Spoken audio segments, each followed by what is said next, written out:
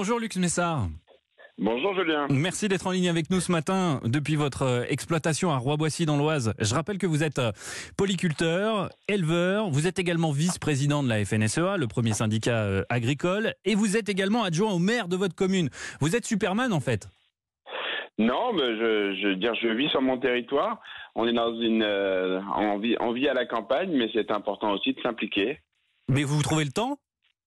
Alors, ça c'est un problème d'organisation. Il y a l'exploitation, il y a mon engagement syndical et puis être présent sur ma commune.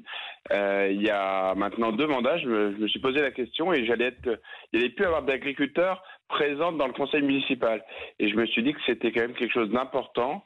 On est des agriculteurs, on vit sur la commune. On était finalement aujourd'hui sur les 11 élus municipaux. Je suis le seul à travailler sur ma commune. Ah oui. Je connais bien mon territoire, c'est-à-dire que je connais les chemins. On a 17 kilomètres de chemin, on a tous les... Et puis, ce qui est intéressant aussi, c'est que ça permet aussi d'expliquer comment on travaille, parce qu'on est dans une période où... De faire de la pédagogie, oui.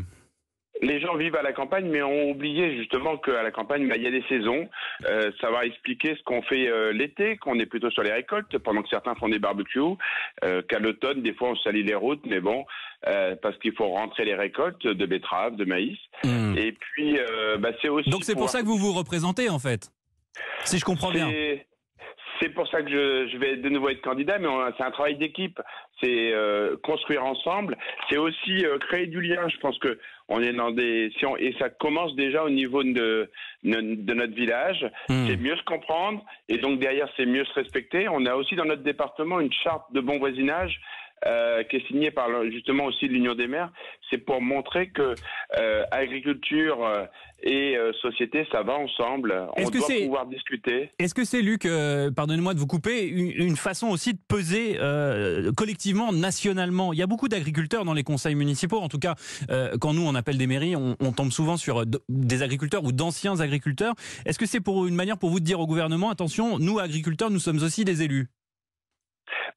C'est surtout de dire que les agriculteurs sont des gens impliqués, c'est des gens engagés, c'est des gens où le collectif est important et que sur nos territoires, je crois que si on veut avoir une vie agricole, mais aussi une vie justement avec de l'emploi, une vie culturelle, des fois on parle de désert, mais désert sur nos territoires ruraux. Je crois que c'est aussi comme ça que on peut faire de l'animation.